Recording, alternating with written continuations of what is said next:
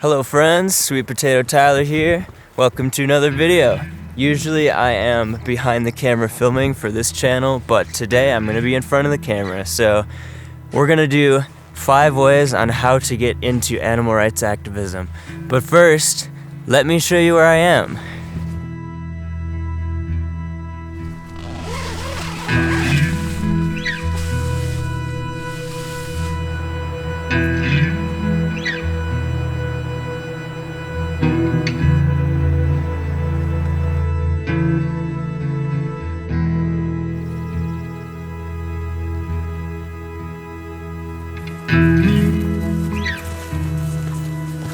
So I am in Mount Hood National Park right now, and I figured this would be a good backdrop just to do a little video.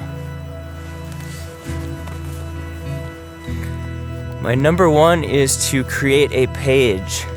Instagram, TikTok, Facebook, YouTube are all great platforms for spreading the vegan message. You can make your page anonymous and share other content you find online, or you can create original content and add your own personality to it. There's a lot of animal rights organizations and activists like myself that are perfectly okay with you sharing their original content. Although it is a good idea to ask first, I'd say most people are okay with it.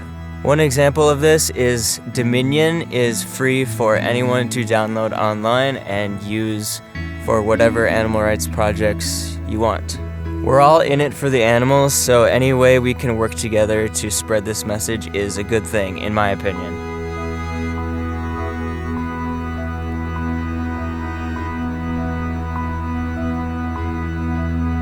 Sorry, I'm a little out of breath. I'm climbing this mountain right now. But look, I found a mountain.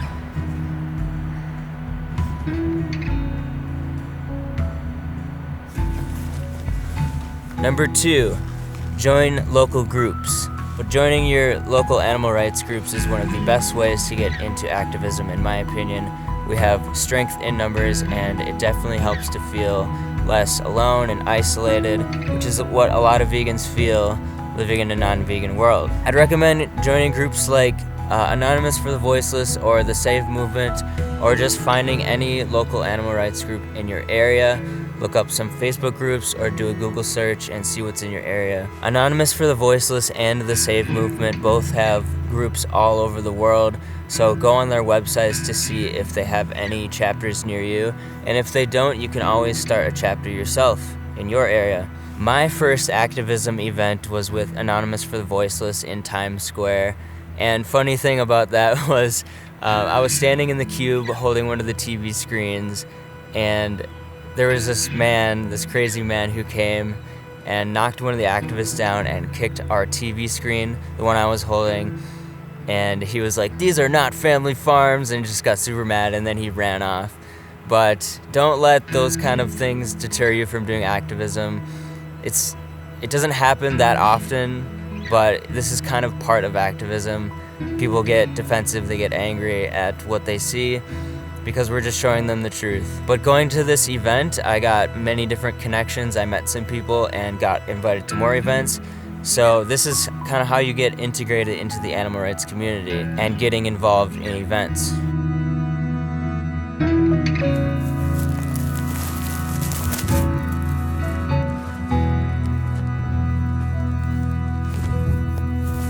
Oh God. Number 3, just talk to people. Having one-on-one conversations with friends, family, strangers is essential to activism. It can be difficult and uncomfortable at times because people don't like being reminded of the suffering that they're causing to animals. Most people say they are against animal cruelty in their words, but when you point out that their values are inconsistent with their beliefs, it creates this sort of hypocrisy in them, and this is called cognitive dissonance.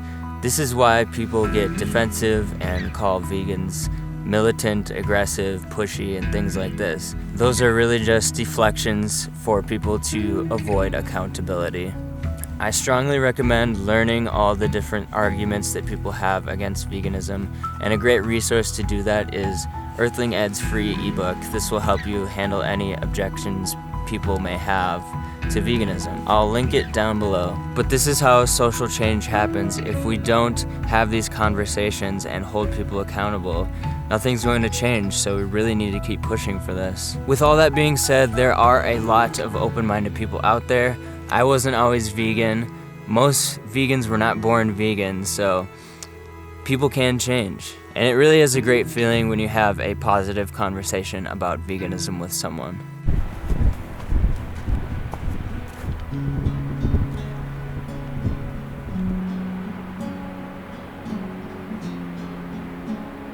Number 4 is find your skill. We're all unique individuals with different passions and interests, and a great way to do activism, in my opinion, is to find what you love to do and try to find a way to do activism with that. For me, I've been doing photography and videography for about 10 years now, and I've sort of incorporated this into my activism now, as you can see by these videos I'm creating and the videos I'm creating at Plant Strength. Maybe your passion is cooking food or writing poems or writing a blog post, maybe playing guitar and singing a song, something like this. If you're also interested in photography or videography, I plan on making more videos on my channel, Sweet Potato Tyler, on how to make better animal rights videos, like the gear I use and things like this. So let me know in the comments below if that's something you're interested in.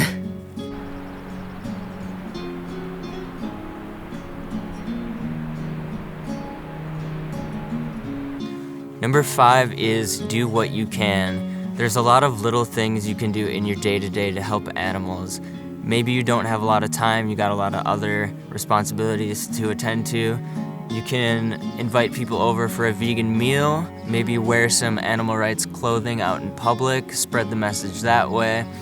Inform yourself on the practices of animal agriculture, watch some documentaries, watch Dominion, educate yourself on this kind of stuff, and maybe just post some stickers around town.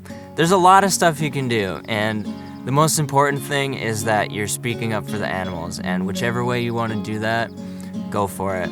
Animals are going through hell every second of every day, and we are their only hope. So go vegan, get active, and change the world. So those are the main tips I have for getting into activism. If you liked this video, please subscribe and hit the notification bell while leaving a like down on the video. If you want to support our work further, please consider becoming a patron. Links down below. And until next time, I am Sweet Potato Tyler, and this is Plant Strength. Oh, look at that! Oats! This is the vegan breakfast of champions, is it not, Brian? This is the vegan breakfast of champions. Oh my god. What do we got in here? We got some hemp seeds, some oats, some dates. That's it, dude. That's it. And water.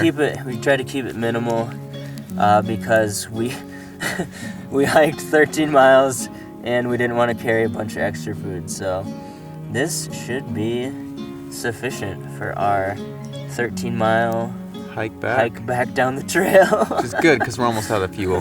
This is like literally the breakfast I have every day.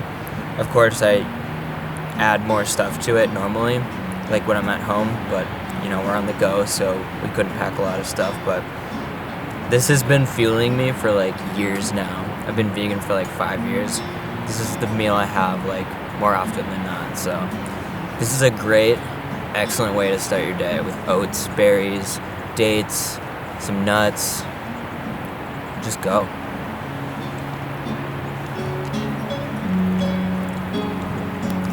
So good.